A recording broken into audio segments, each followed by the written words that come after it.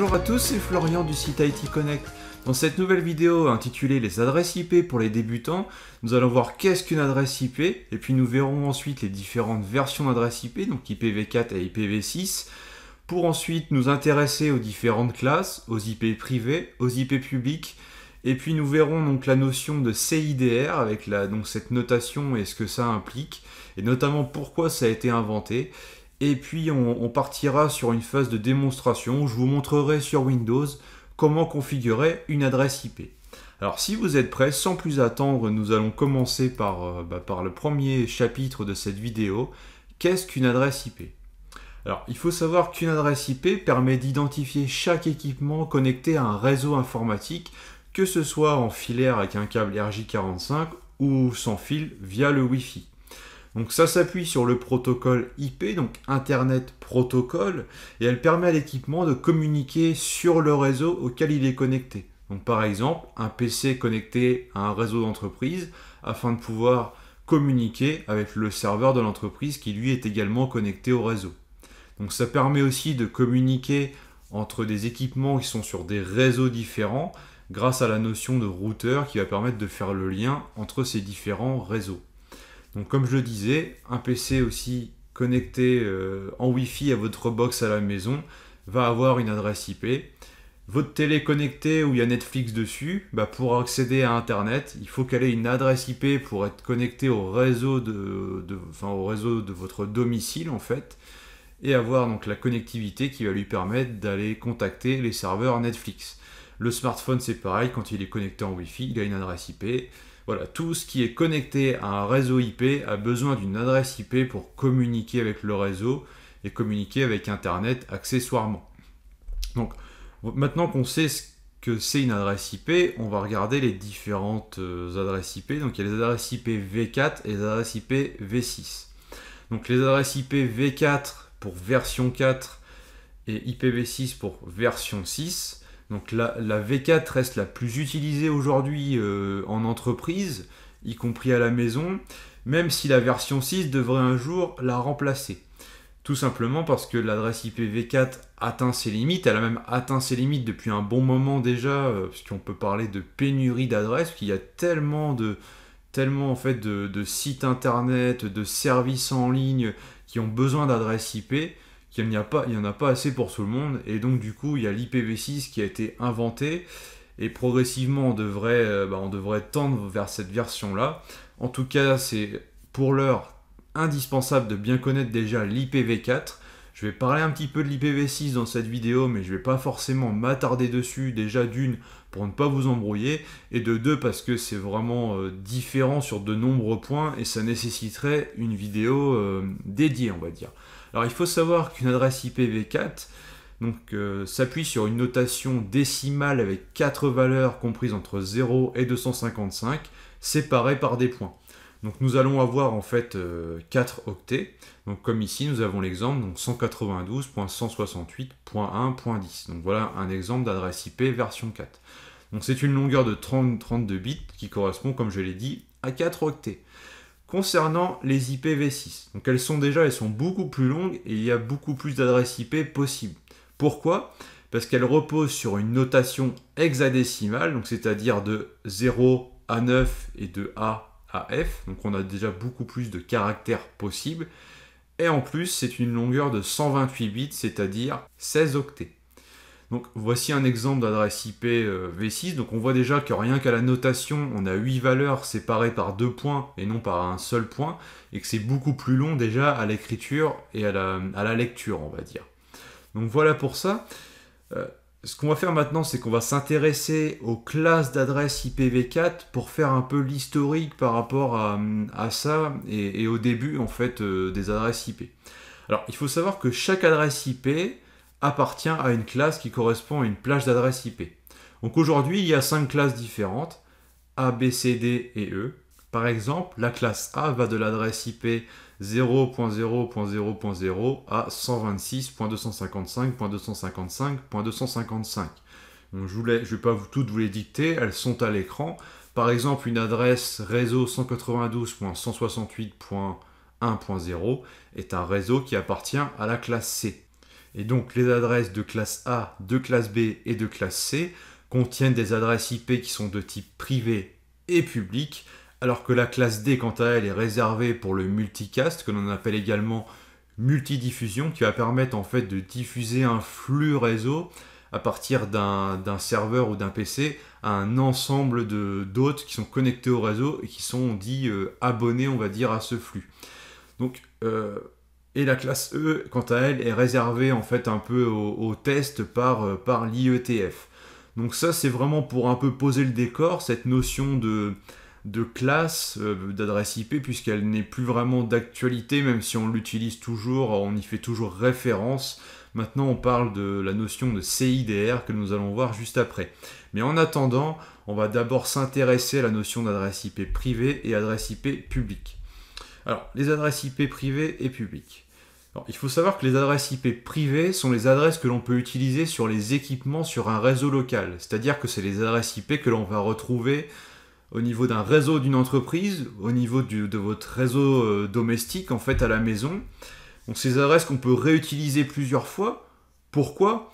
Parce qu'elles sont contenues au niveau du réseau local. C'est-à-dire que si vous avez une adresse IP sur votre PC quand vous êtes connecté à la maison, cette adresse IP, elle reste sur votre réseau à la maison. Elle n'est pas visible sur Internet. On ne peut pas accéder à votre PC comme ça depuis Internet. C'est une adresse IP, les adresses IP privées ne sont pas routables, ne sont pas accessibles sur Internet. Alors, en fait, on les retrouve dans la classe A, B et C, comme je le disais tout à l'heure. Elles représentent une partie de la classe A, une partie de la classe B et une partie de la classe C, pour être plus précis. Donc, et le reste des adresses IP correspondra en fait aux adresses IP publiques. Par exemple, pour la classe A, les adresses IP privées sont comprises entre 10.0.0.0 et 10.255.255.255. Donc le choix d'une adresse réseau s'effectue notamment en fonction de vos besoins et du nombre de PC, de serveurs, de smartphones, de tablettes, du nombre d'équipements que vous avez besoin de connecter, on va dire, en simultané sur ce réseau. Donc voilà, la notion d'adresse IP, il faut vraiment, c'est privé, ça reste sur le réseau local, le réseau privé. Maintenant, on a les adresses IP publiques qui, elles, à l'inverse, sont exclusivement dédiées à un usage sur Internet. Par exemple, votre box a une adresse IP publique. C'est pour ça que si vous allez sur un site monip.org, vous allez avoir une adresse IP publique qui est totalement différente de l'adresse IP de votre PC en lui-même. Un site Internet a une adresse IP publique également, voire même plusieurs s'il y a une redondance géographique au niveau du site avec plusieurs serveurs et tout ça. C'est pour ça que quand on s'appuie sur le DNS pour obtenir l'adresse IP associée à un nom de domaine, il va nous retourner une ou plusieurs adresses IP publiques associées à ce nom de domaine. Alors, il faut savoir qu'il y a à peu près, il y a plus de 4 milliards d'adresses IP disponibles et pourtant elles sont déjà utilisées. Il y a cette notion de pénurie au niveau de l'IPv4 comme je le disais tout à l'heure.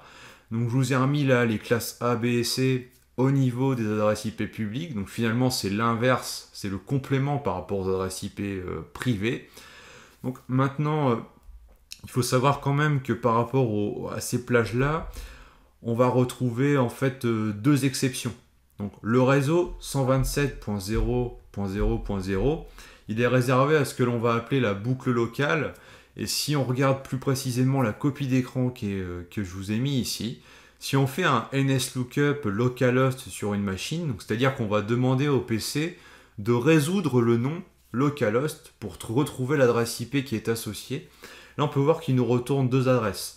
2.2.1, donc ça c'est l'adresse de boucle locale en IPv6, et 127.0.0.1, ça c'est l'adresse locale de la machine, donc c'est ce qu'on appelle la boucle locale. Donc chaque machine, Windows ou Linux ou autre, elle a une adresse IP de locale en fait, et donc c'est cette adresse-là, sur n'importe quelle machine, c'est l'adresse qui est configurée par défaut. Et on a également le réseau 0.0.0.0 qui lui est réservé en fait notamment sur les routeurs lorsque l'on va faire une route par défaut. C'est-à-dire que l'on va dire au routeur que pour rejoindre tous les réseaux, il doit passer par telle route. Et pour définir cette notion de tous les réseaux, on va lui préciser 0.0.0.0. Donc maintenant, nous allons nous intéresser plus particulièrement à la notion de CIDR. Alors, CIDR, déjà, ça signifie Classless Interdomain Routing. Alors, qu'est-ce que ça peut bien vouloir dire et à quoi ça sert? Alors, il faut savoir que Internet, c'est tellement énorme, ça je vous apprends rien, qu'il n'y a pas assez d'adresses IPv4 pour tout le monde. Et donc, c'est pour cela qu'il y a eu la notion de CIDR qui a été inventée, puisqu'on sait que depuis les années 90, on va avoir ce problème de pénurie d'adresses IP. Donc, avant les années 2000, la notion de CIDR a été inventée. Et donc là, ça va nous permettre en fait d'avoir plus d'adresses IPv4 disponibles indirectement et donc d'éviter le gaspillage. Notamment parce qu'on va avoir cette notion de sous-réseau grâce au masque de sous-réseau. On ne va pas seulement prendre les adresses des différentes classes que l'on a pu voir avant. Donc le masque de sous-réseau, en fait, on va le définir non pas par rapport à sa valeur par défaut, mais vraiment on va pouvoir définir un masque de sous-réseau qui va permettre vraiment de nous donner un réseau dans lequel on va pouvoir adresser le nombre d'hôtes que l'on veut. Bon, pas à l'hôte près, puisque ça doit respecter en fait les puissances de 2. Et donc le masque de sous-réseau, quant à lui, se note de la même manière qu'une adresse IPv4, c'est-à-dire avec 4 octets. La valeur maximale, c'est 4 fois 255. La notation CIDR, quant à elle, s'effectue sous la forme 1/ et le nombre de bits que l'on veut avoir pour la partie sous-réseau. Par exemple, si on a un masque 255.0.0.0, ça nous donne une notation CIDR en /8. Je vous ai mis 2 autres exemples. Et donc pour mieux comprendre, on va regarder, comme je vous le disais, un petit exemple. Et donc le masque en fait va déterminer la limite entre la partie réseau et la partie hôte dans l'adresse IP complète. C'est-à-dire qu'il va déterminer combien d'hôtes on va pouvoir connecter sur un réseau. Donc sur le réseau de classe A, donc 10.10.10.0 avec le /24, c'est-à-dire le masque de sous-réseau 3 fois 255.0, puisqu'en fait, on va dire que 255, c'est égal à 8, puisqu'un octet égale 8 bits. Donc si on a 3 fois 255, 3 fois 8 égale 24. C'est pour ça qu'on obtient la notion CIDR /24. Donc en fait, ça nous donne, le /24 va nous donner en fait le nombre de bits à 1. Puisque donc dans la notation, si on regarde plus précisément, puisqu'un octet est égal à 8 bits et qu'un bit ça peut avoir seulement 2 valeurs, puisque c'est binaire, donc soit 0, soit 1, si on convertit le masque 3 fois 255.0 en notation binaire, on va obtenir donc 3 blocs avec 8 1 à chaque fois, et le dernier, ce sera que des zéros, puisqu'on a 255.255.255.0. Et donc les 8 bits à 0 qui nous restent à la fin vont nous permettre de déterminer le nombre d'hôtes que l'on peut connecter à ce réseau. Autrement dit, nous permettre de déterminer le nombre d'adresses IP disponibles dans ce réseau à distribuer à nos serveurs, nos PC, nos smartphones, etc. Donc là, tout simplement, on va faire un 2 puissance 8, puisqu'on a 8 bits à 0 à la fin du masque. Et donc, ça va nous donner 2 puissance 8, ça donne 256. Donc, je peux distribuer sur mon réseau 256 adresses IP. Alors en fait, c'est pas tout à fait vrai. Il y a une petite subtilité que l'on va voir dès maintenant. Et en vérité, le réseau ne va pas disposer de 256 adresses IP, mais de 256 adresses moins 2 adresses. Alors pourquoi on soustrait 2 adresses IP? Tout simplement parce que l'on a l'adresse réseau, et donc l'adresse réseau c'est toujours donc, la première adresse. Donc si on reprend notre exemple, ce sera 10.10.10.0. L'adresse 0 c'est toujours la première adresse du réseau. Et on a également l'adresse de diffusion, que l'on appelle également adresse de broadcast, qui elle va permettre en fait à la transmission de paquets à l'ensemble du réseau. Donc si on envoie un paquet sur l'adresse IP de broadcast du réseau, on envoie le paquet à tous les clients connectés sur ce même réseau. Et donc cette adresse, c'est la dernière, donc c'est 10.10.10.255 dans le cas de cet exemple.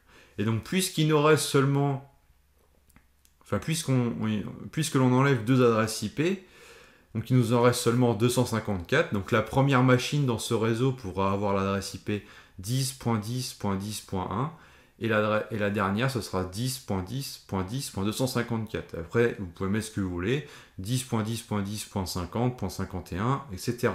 Toutes les adresses IP sont utilisables, hormis en gros la première et la dernière. Et ça c'est valable pour n'importe quel sous-réseau, que ce soit un sous-réseau avec 256 adresses IP disponibles, ou énormément. Donc en fait, on peut calculer précisément si on se dit voilà, moi j'ai besoin de connecter sur mon réseau 1000 PC en simultané dans ce même sous-réseau. On peut faire des calculs pour déterminer quel réseau on doit choisir, de quelle classe on va dire, et définir un masque précis. D'ailleurs, je suis à peu près sûr que si vous suivez des études dans l'informatique, vous allez à un moment donné faire des calculs sur les masques de sous-réseau. Il faut savoir quand même qu'il y a des calculatrices en ligne qui vont permettre de faciliter ce travail, et vous allez mettre donc une adresse réseau, un masque qui va vous dire automatiquement combien de PC vous allez pouvoir adresser, et vous pouvez aussi faire l'exercice inverse, dire combien de PC vous voulez connecter, il va vous donner un réseau possible. Mais c'est quand même bien de savoir comment ça fonctionne et de le pratiquer avant d'utiliser bêtement une calculatrice en ligne. Et puisque le masque de sous-réseau permet comme ça de définir vraiment de manière précise combien d'hôtes on veut pouvoir connecter sur le réseau, il arrive fréquemment qu'en entreprise, on détermine un masque de sous-réseau qui va nous permettre d'avoir 4 adresses IP, donc finalement 2, puisqu'on va enlever l'adresse réseau et l'adresse de broadcast, et c'est notamment utilisé assez souvent pour faire des interconnexions, par exemple entre un routeur et un pare-feu. Comme ça, on est sûr que le routeur a une IP, le pare-feu a l'autre IP, et aucun autre PC, serveur ou autre pourra venir se connecter sur ce même réseau d'interconnexion. Donc voilà, on utilise ça par exemple pour les réseaux d'interconnexion. Et si on fait un masque 4x255, donc un /32, ça va permettre d'identifier précisément une seule adresse IP, notamment si vous prenez une adresse IP publique, vous mettez un /32 et là vous identifiez clairement cette adresse IP là seulement. Maintenant ce que je vous propose c'est qu'on aille manipuler un petit peu sur Windows, qu'on sorte de la théorie. J'espère que je ne vous ai pas perdu. Et donc on va basculer sur Windows 10 pour manipuler les adresses IP. Donc, me voilà connecté sur une machine Windows 10, mais les commandes qu'on va voir notamment sont disponibles sur Windows 7 ou Windows 8 ainsi que Windows Server. Donc ce qu'on va faire c'est qu'on va ouvrir une console PowerShell. Donc là me voilà dans une console PowerShell. Alors il y a déjà une commande à connaître, c'est ipconfig. La commande ipconfig va permettre de lister les adresses IP actuellement utilisées sur vos différentes cartes réseau. Donc là on peut voir que sur la carte réseau Ethernet 0, j'ai l'adresse IP V6 de liaison locale suivante, j'ai l'adresse IP V4, celle-ci, ainsi que le masque de sous-réseau. Donc là, ça me donne l'adresse IP que j'utilise actuellement sur mon PC Windows 10, donc c'est bien son adresse IP privée pour communiquer sur le réseau local. Ensuite, on a donc la commande get net IP address, qui là est une commande PowerShell cette fois-ci, qui va nous donner à peu près les mêmes informations que l'historique commande ipconfig, que vous devez tout de même connaître. Et donc là, j'ai également les différentes adresses IP que j'ai sur mes cartes. Donc on peut même voir ici qu'il me met l'adresse IP de boucle locale en IPv6, que je retrouve l'adresse APIPA ici.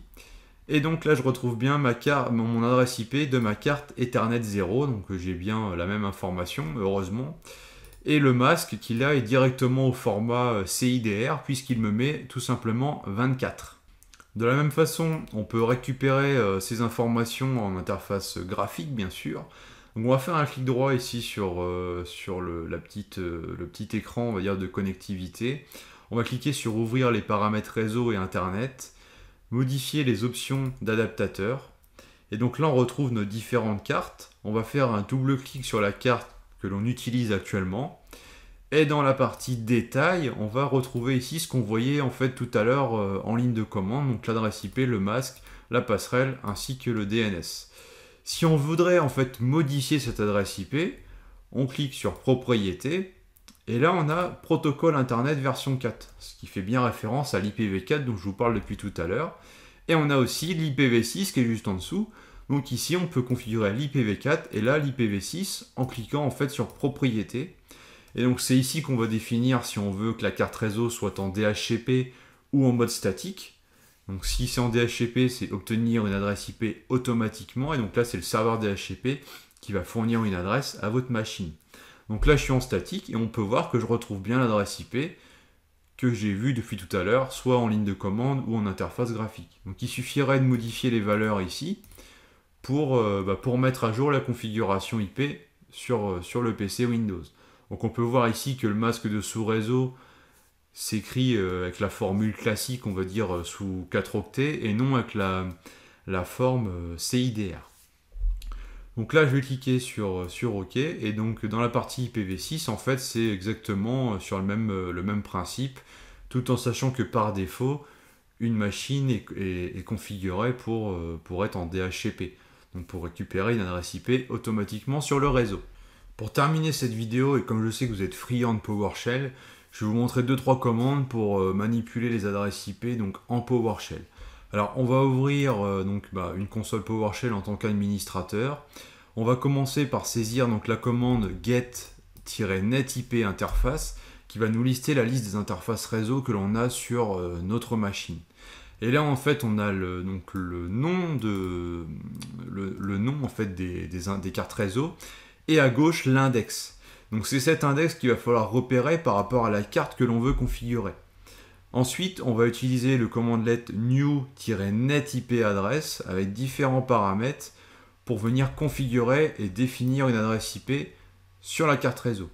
Donc on va faire un new-netip adresse, un -interface index où là on va remettre l'index de la carte réseau que l'on veut configurer, -IP adresse avec l'IP à définir, -prefix length avec le masque en fait, donc là c'est vraiment la notation CIDR qui est utilisée ici, vous voyez, et le -default gateway, donc ça c'est la passerelle par défaut à utiliser. Donc si on exécute la commande comme ça sur une carte réseau qui est déjà configurée, donc comme la mienne, on peut voir qu'on a une erreur parce que l'IP existe déjà en fait sur la carte. Donc c'est pour ça moi qui me renvoie une erreur. Mais si votre carte en fait n'est pas déjà configurée et que vous êtes en DHCP, la commande va passer sans aucun problème. Dans mon cas, en fait, il faudrait que je fasse un remove-netip adresse avec exactement les mêmes paramètres derrière pour supprimer l'adresse IP de la carte réseau et ensuite refaire le new netip adresse pour la redéfinir. Donc voilà, ça c'est la petite subtilité à bien comprendre. De toute façon, je vous mettrai dans la description de la vidéo un lien vers mon tuto où j'explique tout ça en détail, comment configurer une adresse IP en PowerShell sur une machine Windows. Donc là, ce qu'on peut voir, c'est qu'on n'a pas défini de cette façon de serveur DNS en fait sur notre carte réseau. Donc ça, c'est une commande complémentaire qu'il faut utiliser pour définir le serveur DNS. Donc ce sera set-dns client serveur adresse. On va toujours préciser l'index de l'interface. Donc ici, c'est 12, puisque c'est la carte Ethernet 0 que j'ai bien ici. Et on va préciser derrière -server addresses. Et donc là, on va mettre une ou plusieurs adresses IP de serveur DNS que l'on veut positionner sur cette carte-là. Et de la même façon, on va pouvoir venir utiliser donc, le paramètre connexion spécifique suffixe pour utiliser un suffixe DNS spécifique pour la connexion. Par exemple, le nom de domaine. Donc là, je mettrai moi itconnect.local qui est le nom de domaine en fait de mon domaine Active Directory. Donc voilà comment définir en 2 commandes. Donc une adresse IP sur la carte et un DNS qui va automatiquement désactiver bien sûr le DHCP puisque la carte ne peut pas être en statique et en DHCP en même temps.